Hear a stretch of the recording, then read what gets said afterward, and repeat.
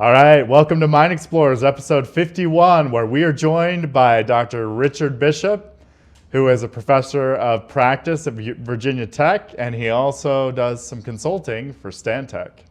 Welcome, Richard. Thank you, Crystal. Thank you, Stuart. Yeah, it's a pleasure to be with you all. As you know, we were just chatting before the podcast started. We had the pleasure of meeting in person a few months ago in Pittsburgh at the Coal Trends Conference. So it's certainly a pleasure to extend some of that conversation that we started there.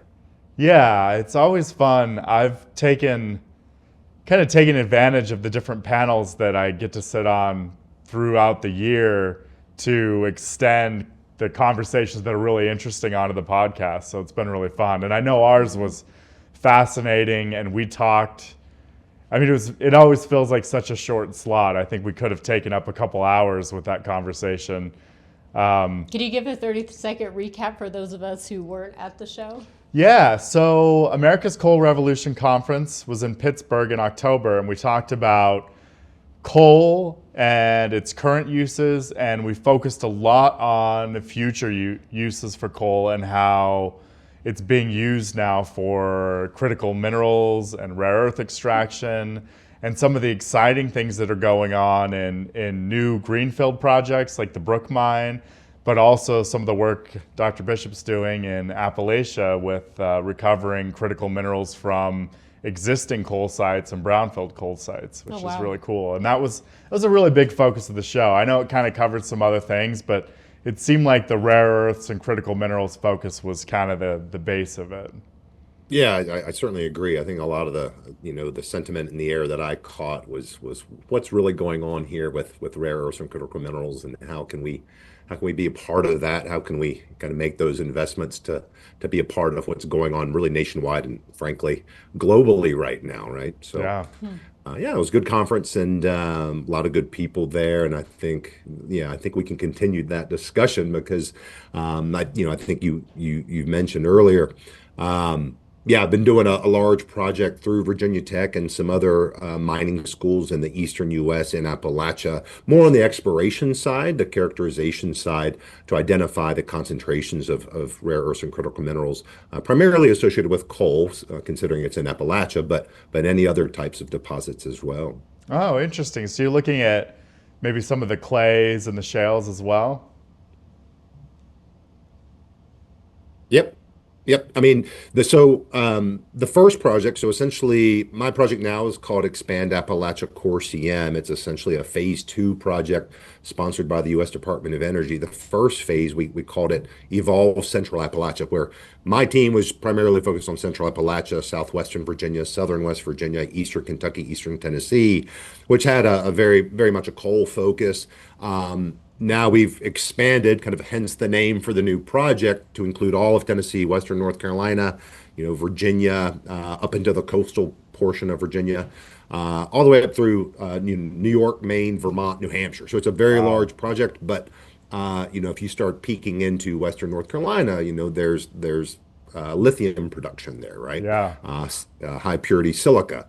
Yeah. If we truly extend it to all the critical minerals, I mean, we can kind of really go down that rabbit hole of exploration. But I would say there's still a pretty core focus on the coal associated deposits of rare earths, where we can go in, work with industry partners to get access to site, get underground, and really focus in on some of that mineralization that has been ignored in the past, and really look at secondary feedstocks of domestic sources of critical minerals, specifically rare earths.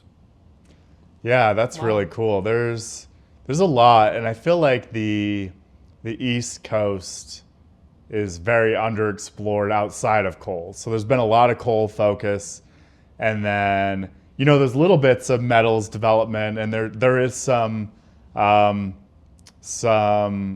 different heavy sands projects and things like that, even in Virginia, down in Florida. There's some lithium development, but really pretty broadly underexplored. There's a lot out there still to be discovered. I think in metals, particularly precious metals, some of the iron, copper, things like that throughout the East Coast. There's a lot that really hasn't been found. So you've got a lot to look at there.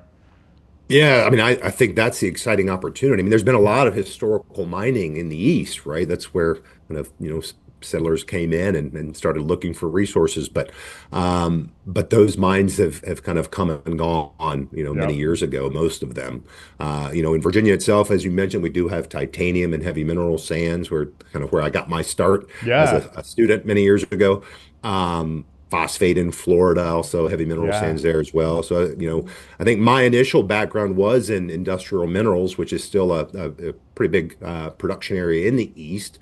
But as we kind of get into some of my background or reasons for choosing mining, I mean, some of my ancestors worked in iron ore mining in Western North Carolina near the Tennessee border. So a lot of that is in the region, but it's long since closed, or perhaps back in the 70s, right? So, kind of like the whole theme for critical minerals and rare earths now, a lot of the production of many of these minerals just move to other countries. It doesn't necessarily mean it's uneconomic here or not possible to recover it here.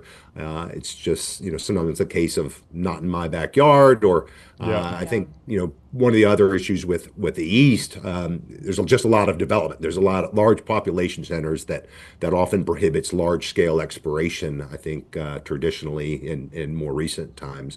But certainly, like, I mean, you can go up into New York, New Jersey, there's mines everywhere. Sometimes a nuisance. And I think, one of the really attractive opportunities for this new project is going back into some of those old areas. If there are any environmental issues, this could be an opportunity to clean a lot of that up and help offset the cost of that environmental remediation. So I think that's pretty exciting, for me. And I think knowing a little bit about the both of your backgrounds and exploration of mines, I think that's something that we could actually get into here in the East as well with this project. So pretty Yeah. cool stuff. Yeah, for sure. Yeah, we've been underground, and I've been underground in Georgia, Alabama. South Carolina. We've South Carolina, and then North Oh yeah, Carolina. North Carolina. Yep. Crystal and I rappelled into some old. Civil War They were mines. originally gold mines, and then later on they mined lead, silver, and zinc for the Civil War. And we actually got to rappel into some of those mines and found some pretty good grades, 4 or 5 ounces to the ton in some of the Yeah. old pillars and stuff. Wow. Yeah, and those are now active exploration projects, which is pretty neat. Yeah, that was really So cool. we've done some underground stuff there. But let's you mentioned a little bit your background in mining Yeah. and kind of how you got into it. Let's explore that a little bit more. Yeah, sure. So, I grew up in the eastern part of Virginia, where most people would never expect there to be mining. Of course, mines are everywhere. We just don't always realize where they are. So, I grew up in Petersburg, Virginia, just south of Richmond, the capital. And as I say, 10, 15 minutes from the house, that I grew up in, is a titanium heavy mineral sands operation that I was able to work in. But I came to university at Virginia Tech, so my undergraduate degree in mining engineering is from Virginia Tech, and I came here not knowing mining engineering was even a field.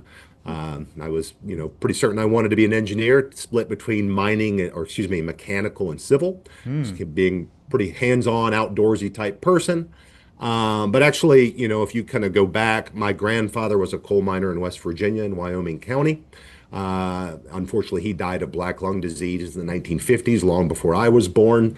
And I think, that memory of my father, of his father growing up, my father was very young when his father passed away. I think that's obviously why my father chose other paths at the Yeah. time. But he ended up going, Vietnam era, was stationed overseas. But anyhow, he worked for the U.S. Army, where I grew up. So I didn't grow up in Appalachia, but all of my family is from the region.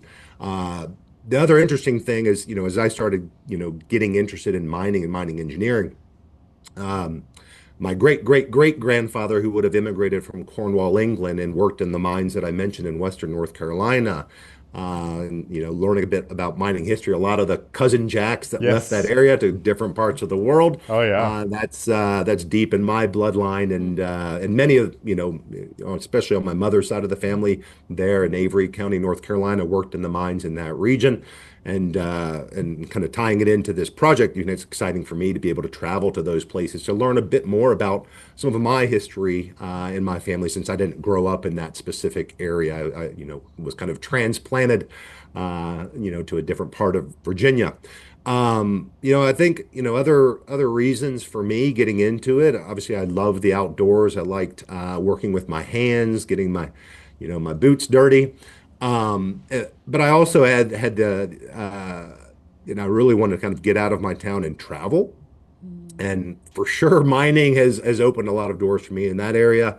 I had never been on an airplane until I came to university and went to my first mining conference when I was 19. And since then, particularly having worked on the financial side of mining and looked at a lot of projects throughout the world. I've been to 52 countries now, all over, every continent except for Antarctica. But it's been really eye-opening for me. Met great people, and I think that's what really keeps people in it. People give you the shirts off their back. Hardworking people, very close knit, great community, down to earth, and I've just really loved it. This entire 25 plus year career that I've had in it. So yeah, it's I can't see myself anywhere else these days. So. That's fantastic. That's kind of like the theme that we've been hearing from a lot of people that we've been talking about the industry is if you love to travel, it's really probably one of the best careers that you could get into. Love to travel, love to be outdoors, and then again, like it's such a tight-knit community and it's such a small community Yes. on the professional end in the engineers and the geologists and the executives that work at a lot of these mining companies. Like it's a small community and you run into the same people over and over and over. It's funny. I flew to Tucson earlier this week to do a site visit, and just at the airport I ran into one of our clients who just happens to live in Tucson, and it's funny because it's somebody that I've seen in several different countries and many different states, that's and funny. over and over again, because it's a small community. But yeah, it's a lot of people, once they get into it, they stay, and I think a lot of it is the people and just the opportunities. And there's also, it's very hard to get bored.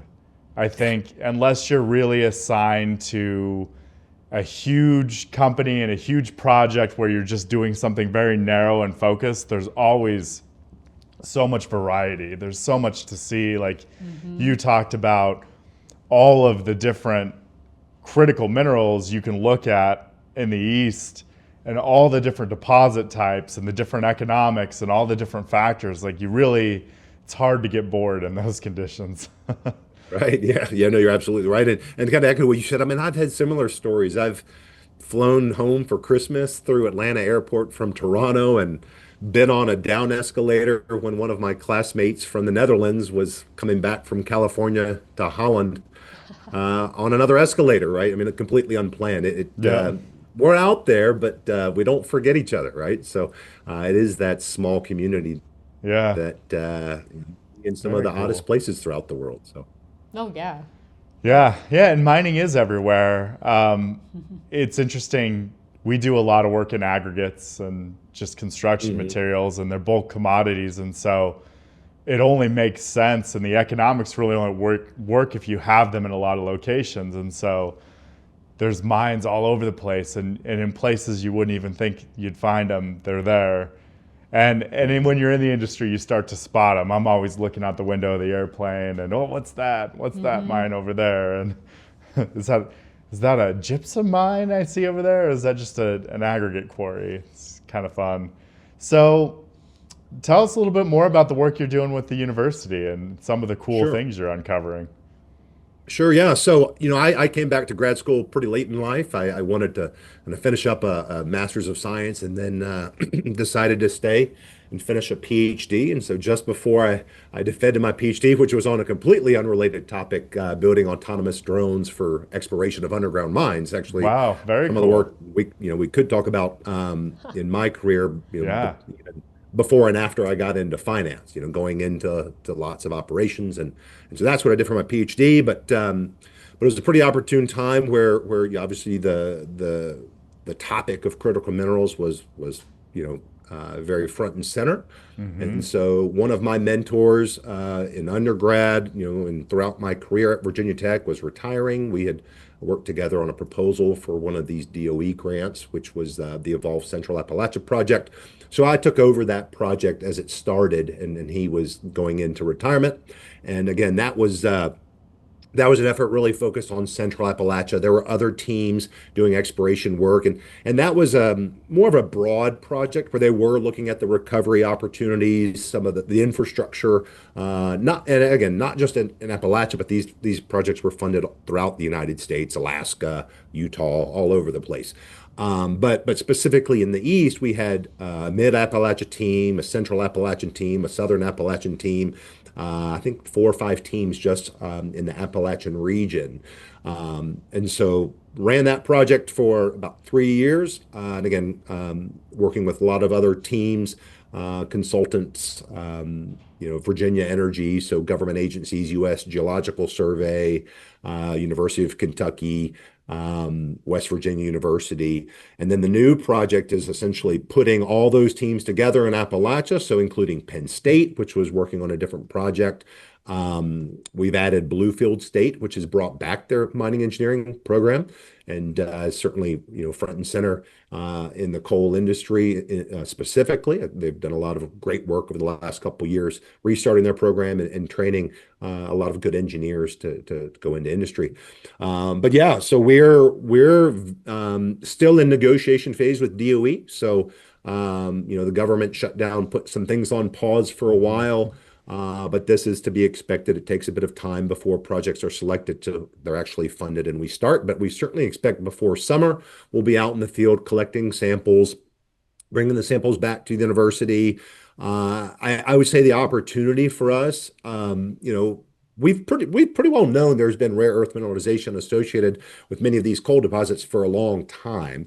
I think one of the big opportunities now is where the coal companies might have picked up some of these trace elements in their coal sampling. They were always focused on the coal, right? Yep. So the opportunity now, and they may have hit that interception of enrichment of rare earths or other critical minerals, but a lot of times that would have been averaged out over the coal seam. One of the opportunities for us is to really understand and characterize, well, where exactly is that mineralization concentrated? And typically we see above and below the coal seam and maybe in partings within the coal, but the simple fact to go in specifically looking for those critical minerals outside of just the coal itself, in the case of coal associated deposits, we can better identify ways we can get it out of the ground and process it, right? And identify areas which may have more enrichment than others. I think it's fun for me because we certainly see the need domestically to identify new deposits, maybe bring on new mines, but in this particular case, the mining's already there. Yeah. And so we're talking about byproducts or co-products, or maybe someday primary products, but a lot of that investment's already taken place. The labor is there, the miners are there, they have the skills in many cases already to get this out of the ground. And so if and when we ever need these resources, assuming the mines are still open, that's a huge part of the equation, I think, to add new supply if we ever need it for strategic purposes throughout the country. So adding on that, I mentioned the infrastructure. The other thing we were looking at in phase 1, more so than the new project, was downstream industries. And I think, comparing the East to the West, the Western United States, when we talk about mining, I think one of the opportunities here in Appalachia or certainly in the East is the downstream industries that could use these materials, right? Electric cars, if electric cars are built in Tennessee or maybe up in Michigan or wherever it may be, having that supply chain integration to domestic feedstocks of these resources, but more so than that, making sure that, and this is what the government is interested in making sure that we can basically add to the full supply chain of future products that are already very much entrenched in our lives, right? The cell phones, the solar panels, windmills, all the things that new technology is bringing online. I think a big aspect of our projects are identifying, where can we keep jobs going, and where can we add these minerals instead of being, overly reliant upon foreign sources that may or may not be reliable for the foreseeable future, right?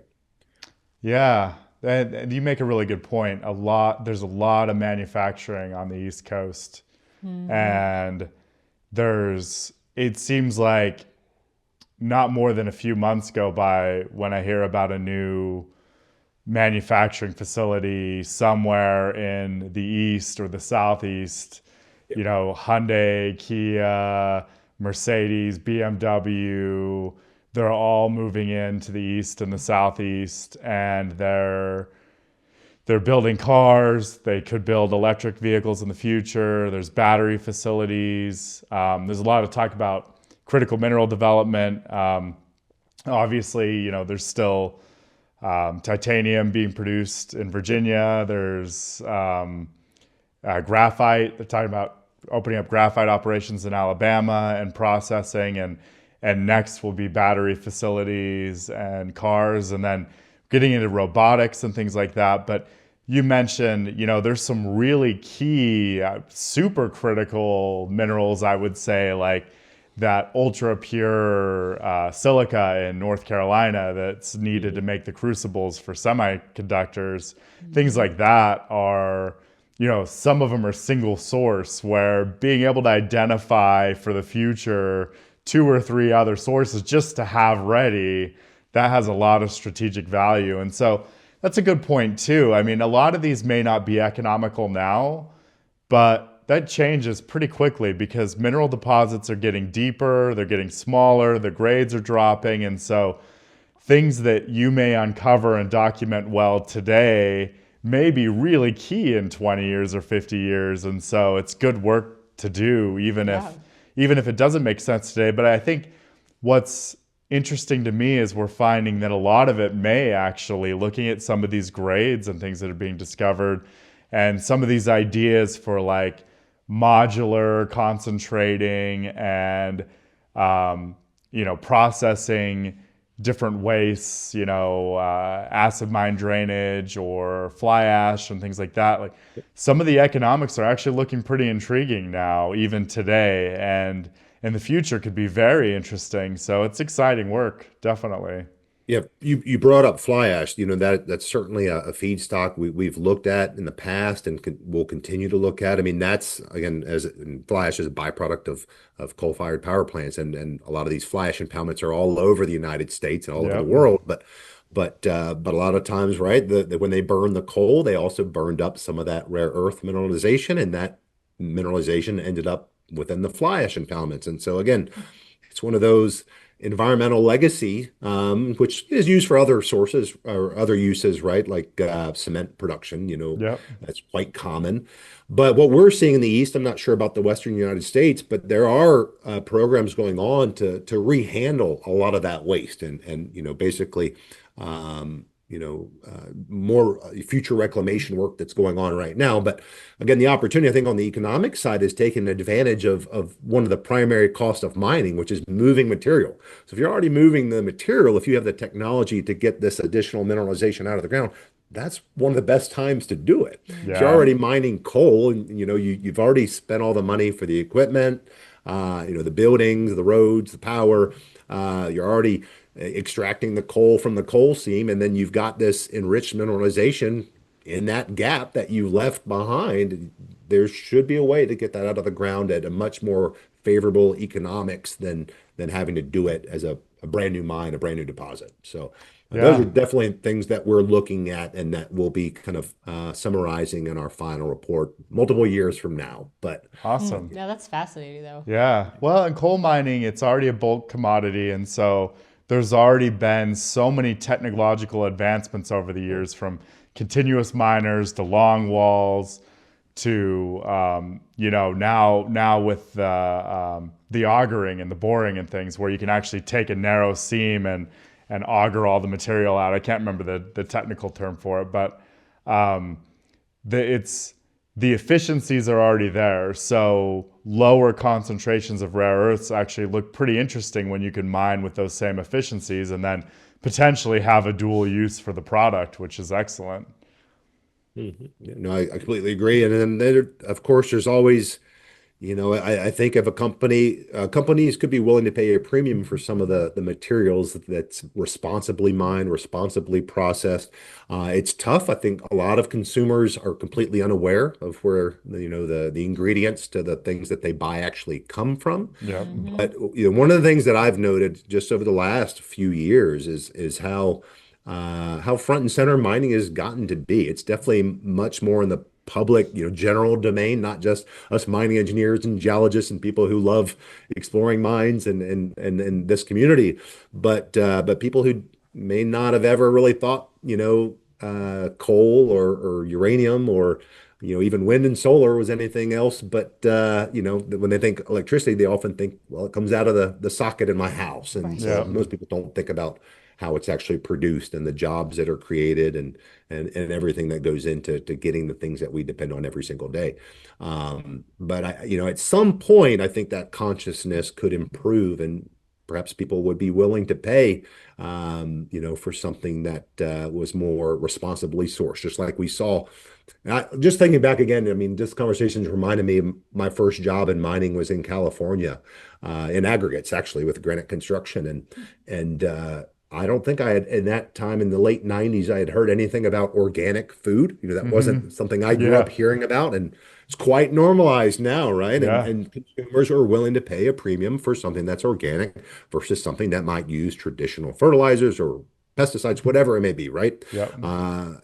I think the consciousness today is increasing, and certainly the information is at your fingertips via the internet or that smartphone in your hand using the internet, right? And I think at some point, people and companies will be making a better, I think, supply chain decision of where they source their minerals for political purposes, for supply chain purposes, but also perhaps for environmental purposes, we'd like to think as well. So. Yeah, it's happening in small pockets already. So there's a company called um, Regenerative or Regeneration, and it's a joint venture between Rio Tinto, Apple, jewelry company that I can't remember the name of, and a couple others, and they're going out and they're taking tailings and reprocessing tailings from polymetallic mines primarily, so gold, silver, copper, lead, zinc, silver.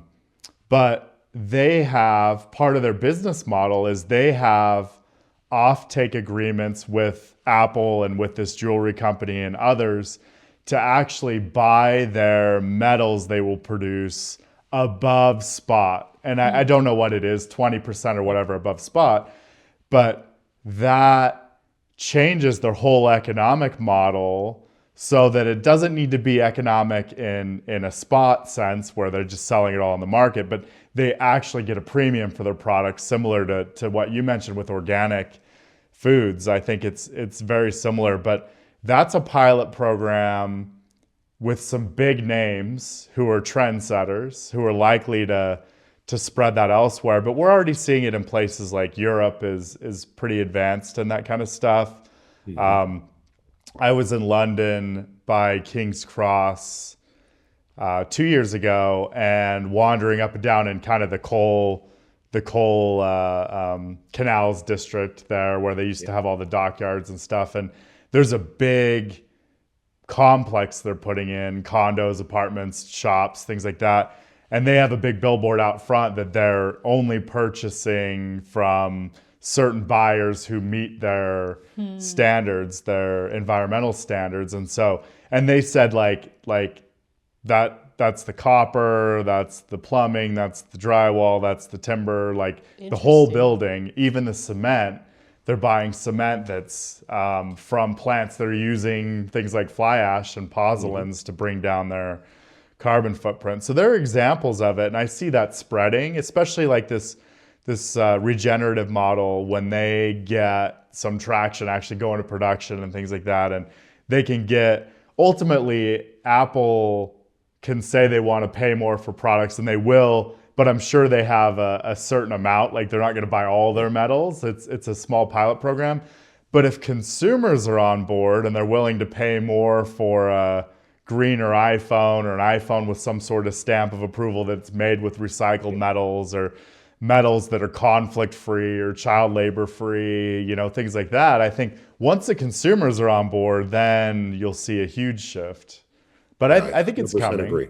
Yeah, Yeah. 100% agree. And I think, that is one of the great opportunities for us is, again, we're being sponsored by the Department of Energy. What I would like to think is we'll get enough information that some entrepreneurs can come in. Yeah. We can encourage that investment from some of the big players out there that are building things, manufacturing things. But hopefully we'll see some companies step in and carry on the work that we're doing. But we're hoping to just to de-risk it, right? To kind of go in early, take a pretty broad sweep, but actually identify some pretty interesting areas as a follow-up to the phase one work that we did, but identify a lot of these opportunities. And another thing I think is important about this equation, being in academia now is the workforce part of this issue. And I think the U.S. government is starting to realize it as well. A lot of these exploration projects do have an academic partner. We have to provide that training to the next generation of engineers and geologists and even the skilled labor that's involved with mining or processing in the extractive industries. So that's a huge part of what we do as well, is the outreach, going to conferences like that one, but Yeah. often professional engineering seminars and identifying the opportunity. A lot of people are often get siloed in our industry. If they're just mining coal, they may or may not be aware of what's happening in the metal space, or may not be aware of what the gold or silver price is today. It's not their day in and day out job. Right. But going out and providing that outreach and talking about what we're doing does, I think, make the light switch go off in a lot of the people, even in our industry. So. Yeah, it's important. So you touched on a good topic that's a reoccurring theme on this show is there's a very big push in China in particular to create mining professionals. So there's some different statistics, but it's estimated that roughly 15 to 20,000 graduates in mining related programs are coming out of China annually. Mm-hmm. So that's mining engineers, that's economic geologists, that's metallurgists, et cetera. A lot of process engineers, and they're getting training in China, the rare earths capital of the world, and really we could say the critical minerals capital of the world, because they're producing tungsten, lithium, they're producing, and what they're not producing, they're consuming a lot of and processing a lot of. But here in the United States, the estimates range, but it's around 200 mining engineers a year. Oh, for the U.S., yeah. For the U.S. and a handful very low in comparison of process engineers. And metallurgists is like single digits. Yep. And process engineers. And so it's this huge contrast. And so earlier you mentioned that some of the mining engineering programs are restarting and kind of revitalizing in the East. I think that's fantastic. That's really good news, especially for people who've been watching this show for a while. That's definitely a sign that things are headed in the right direction, because it was looking pretty dire there for a while. Oh, absolutely. Yeah. So, Virginia Tech is one of the larger mining engineering schools in the U.S., but we do have mineral processing and mining engineering kind of combined in the same curriculum path. I would say the expertise, a lot of that comes in graduate school. Mm-hmm. Another thing I'd mention too on the China conversation, a lot of our graduate students are coming from China. So they have interested to develop that specialized knowledge, which you typically need if you're trying to do, recovery of rare earths, for example. Yeah. That usually is beyond, what would typically be covered in a lot of the graduate curriculum. Yep. It's much more hands-on in graduate school to pick up that expertise. But I think with the project that I've got, and some of the other work that I do with drones and other things, I think more of our domestic students are considering graduate school, which I didn't as much when I was their age, but I do recommend it to them to kind of pick up that, additional knowledge that they may you can certainly get in industry, but it's very difficult to leave industry to go back to school. And so I often recommend, now's kind of the time. It's a pretty low barrier of entry to start, when you're still in that student mindset. But for sure, we've seen a decline in enrollment here, certainly at Virginia Tech as well. We've seen it start to pick back up. It was quite low during COVID. I think mining engineering is one of those things that is very personal. You may or in today's society in the United States, you may not have a family member that works in the industry. So for me, fortunately, there was someone that I had gone to high school with that was a year older that had mentioned, hey, you should check out this other engineering department at Virginia Tech. I think you'll like it. And that's the other reason I chose mining engineering. Otherwise, I may not have ever learned it was offered, at Virginia Tech, which is a very large public state university. So there's a lot of different paths you can go. You often need someone to be the personal face of the industry, and that certainly helped for me. And I definitely see it. Having had to do some remote teaching over the pandemic period and kind of coming back, we've seen our enrollment pick up quite substantially since the pandemic. So that's helping, and that's the momentum that we need because the jobs are there. We have 100% job placement post-graduation. So the jobs are always there. We've always had that. But it's finding the students and kind of dealing with the perception of mining. Again, it's just not taught well in schools. If it is taught or discussed, or I would say in the past, I think it is getting better. It was often in a negative light, and so people really need to see it for themselves to better understand it. And we do our best, but again, the location of Virginia Tech is fairly remote, and there, of course, there is mining around us, but no major, big operations that you could, go underground and visit. 5 minutes away, 10 minutes away, or even an hour away. You've got to travel quite a bit.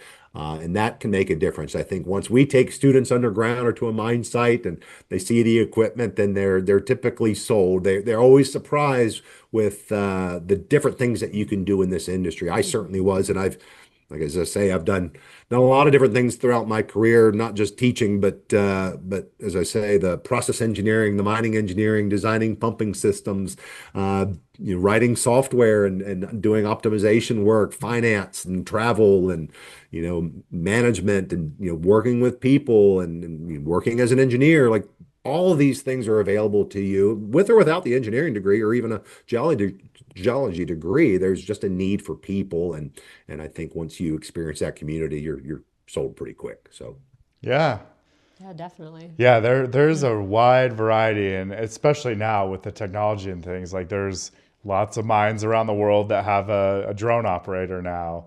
And there's you could work remote at a mine. There's coding and there's software and there's setting up and building systems and IT, like the IT of some of these advanced mine sites is a whole department now.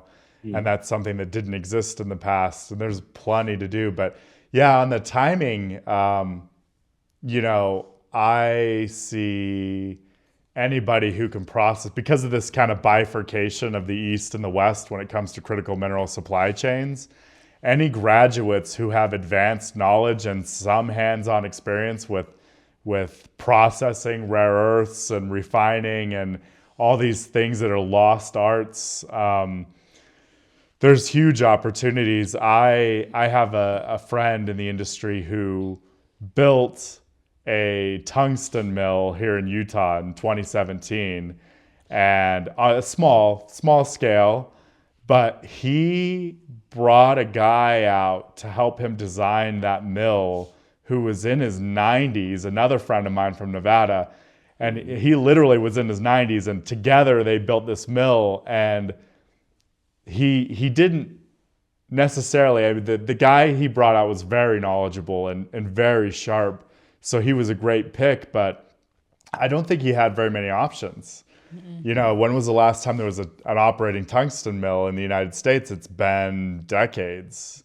And so students who get that hands-on experience and know how to do some of these processing, what I would call more advanced. I mean, there's lots of people who can design a copper mill or a leaching operation or an SWSX plant, but people who could process rare earths and have experience and knowledge around that in the United States, I mean, it's a very small handful. It's going to be great job security in the future. Your 100% placement illustrates really well that there is demand. The demand exceeds the supply significantly. Yeah, but by the same token, I think when we talk about going into brownfield sites, past producing operations, and particularly metals that have been offshored back in the 70s or even longer ago, tungsten that you mentioned. I worked as a contractor at a tungsten mine in Nevada. They were restarting their mill there, and they hired us to refurbish the underground workings where there was a fire of old timbers. And I had heard about timber sets as a student Yeah. many years ago, but I had never worked in an active operation that was really doing quite selective mining. Yeah. And I'm sure out west you've seen it. I'm sure you've been in a lot of mines like that where Yep. mining was done, with sometimes jacklegs. Sometimes, I mean, if you go far enough back, some of it was pick and shovel. Yep. But a lot of that is a little foreign to some of, especially in the east that are working in more surface mining for aggregates and other things. But it's still out there, and those are some of the best places to look for that mineralization that, in some cases there weren't products to feed the supply, right? There wasn't demand for some of the things that we're seeing now, and a lot of those minerals are still there. And they may have gone to tailings, that they may have just been waste, but they're great places to look. And certainly we've seen companies move in and starting to do new exploration. I'm sure you've had lots Oh of yeah. clients like that. Yeah. And I think to me that's a fun part about the West, because you can still see a lot of those former past producing mines are scattered all throughout Nevada, Colorado, Utah, and you can see them. We just don't really see them here in the East quite the same. Yeah. But they're still around, and Yeah. there's some decent records. But sometimes you have to ask the grandparents or the people that had a relative working there years ago. Yeah. Yeah. We're in a district now looking for tungsten here in Utah, and there's very small one drift, exploration drift, was put in, I'm guessing in the 70s, and in the 60s in another part of the district there was a decline that connected to some of the old workings. But prior to those two very small projects, the last exploration was in the 50s, and it was no drilling, it was just surface trenching for tungsten, and you can still go see all the trenches, and nothing's happened out there since. All the old holes are still open. The dumps are still there. Some of the stockpiles the little ore stockpiles outside of these smaller mines are still there, haven't moved. And it's amazing. It's just like a time capsule. So it's interesting to go back, but the economics took such a long time to turn over for things like tungsten, because we were just really happy for a long time to just let China handle all that. And Yeah. things are shifting. It's changing quite a bit. And pretty quickly, looking at the metals prices this year, it's something else. Yeah, absolutely, yeah. Yeah. Awesome. Well, it's really great having you on. Really Well, appreciate it, thanks, Richard. Stuart. Yeah, thank you, Crystal. Really good I've enjoyed it, conversation. and I'm Yeah. sure we'll continue the conversation at future conferences and whatnot. But yeah, no, I mean it's exciting times for sure. A lot going on in our industry, and not just domestically, but all over the world right now. And commodity prices are really rallied, so it's very exciting. So, Yeah. Fantastic. Well, thanks for joining us. yep, my pleasure. Cheers.